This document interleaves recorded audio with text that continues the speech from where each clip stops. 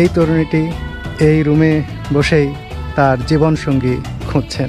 যত খুশি তত ছেলের সঙ্গে তিনি মেলামেশা করতে পারবেন। যখন তিনি কোনো ছেলের প্রতি একেবারেই স্যাটিসফাইড হবেন তখনই তিনি তাকে বিয়ে করে ফেলবেন। তিনি বললেন এখন পর্যন্ত তিনি 7 থেকে 8 জন ছেলের সঙ্গে মেলামেশা করেছেন বা এখানে অবস্থান করেছেন, থেকেছেন, রাত্রি যাপন করেছেন। বন্ধুরা, এতক্ষণ পর্যন্ত ভিডিওতে যা দেখলেন তার একটাও সিনেমা অথবা নাটকের কোনো অংশ নয়, বরং বাস্তব একটি ঘটনা। দেশটি আর কোথাও নয়, বরং দেশটি থাইল্যান্ডের পাশের একটি দেশ, যার নাম হচ্ছে কম্বোডিয়া। এই দেশে মেয়েদের বয়স 12 পার হয়ে গেলেই সেই মেয়েদের জন্য আলাদা একটি ঘর তৈরি করা হয়। অবাক করার ব্যাপার হলো এই সুন্দরী তরুণী মেয়েরা সে ঘরের মধ্যে বসে ছেলেদের জন্য অপেক্ষা করে। আশ্চর্যের বিষয় হলো আশেপাশের প্রতিবেশী ছেলেরা এই মেয়েদের সাথে ইচ্ছামতো রাত কাটায়। এভাবে একে একে একাধিক ছেলে এই যুবতী মেয়েটির সাথে রাত কাটায় এবং শেষ পর্যন্ত যে ছেলেটি যুবতী মেয়ের পছন্দ হবে তাকেই বিয়ে করবে। এখানে এমনও মেয়ে রয়েছে যার সাথে 100-র উপরে ছেলে রাত কাটিয়েছে। এটা এদের ঐতিহ্য, এটা এদের শত বছর ধরে বংশ পরম্পরায় চলে আসছে। আর যদি কোনো পর্যটক এই কম্বোডিয়া দেশটিতে ঘুরতে যেতে চায় তাহলে খুব সহজেই এই দেশে ভিসা পাওয়া যায়। আপনি বাংলাদেশ অথবা ভারত যেখানে থাকেন না কেন খুব সহজেই এই দেশটিতে ঢুকতে পারবেন। আর যদি এই দেশটিতে ঘুরতে যান তাহলে এখানকার আদিবাসী মেয়েদের সাথে আপনি স্বইচ্ছায় রাত কাটাতে পারবেন।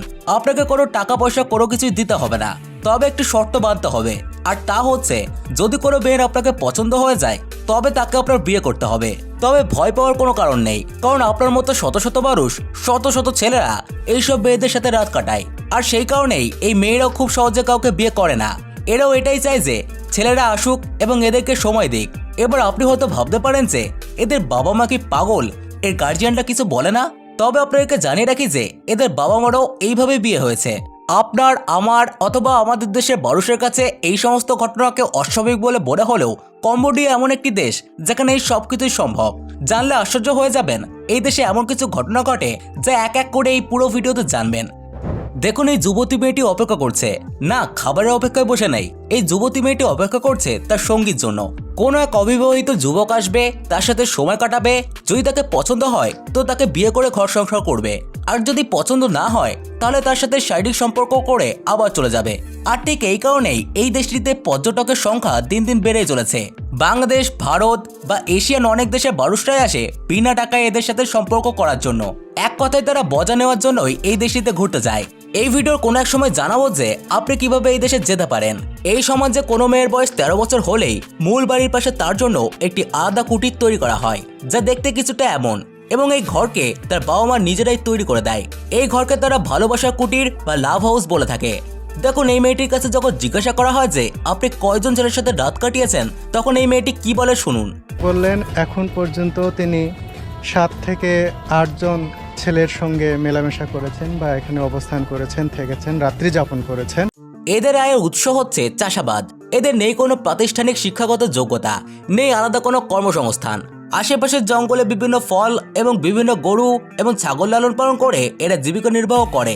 তবে জানলে অবাক হবেন এই পুরো এলাকা জুড়ে তারা প্রচুর পরিমাণে গাঁজা এবং আফিমের চাষ করে। অবসর সময়ে তারা গাঁজা এবং আফিম সেবন করে নিজেদের মনোরঞ্জন করে।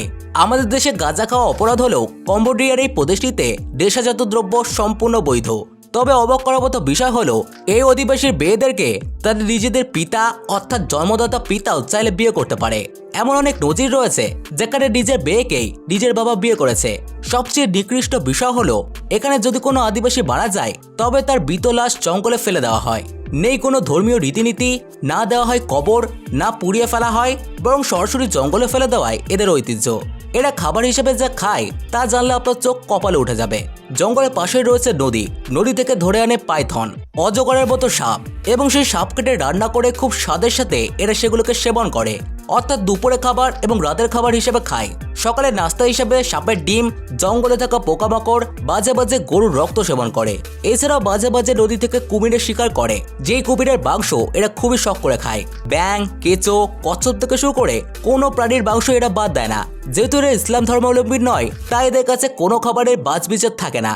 তো পোস্টটা হলো কিভাবে আপনি যুবতী মেয়েদের সাথে চাইলেই সময় কাটাতে পারেন, কি তাই তো?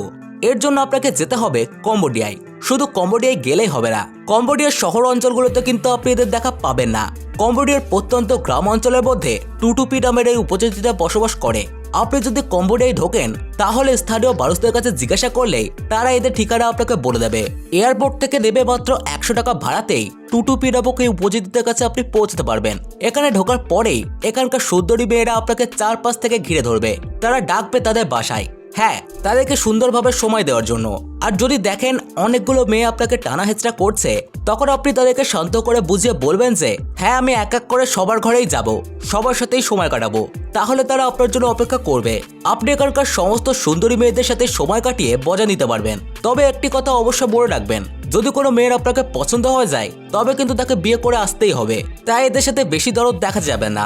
তবে বন্ধুরা, আপনি কি এই দেশটিতে যেতে চাইবেন, এদের সাথে সময় কাটাতে চাইবেন, সেটা কিন্তু আমাদেরকে কমেন্টসে লিখে অবশ্যই জানাবেন।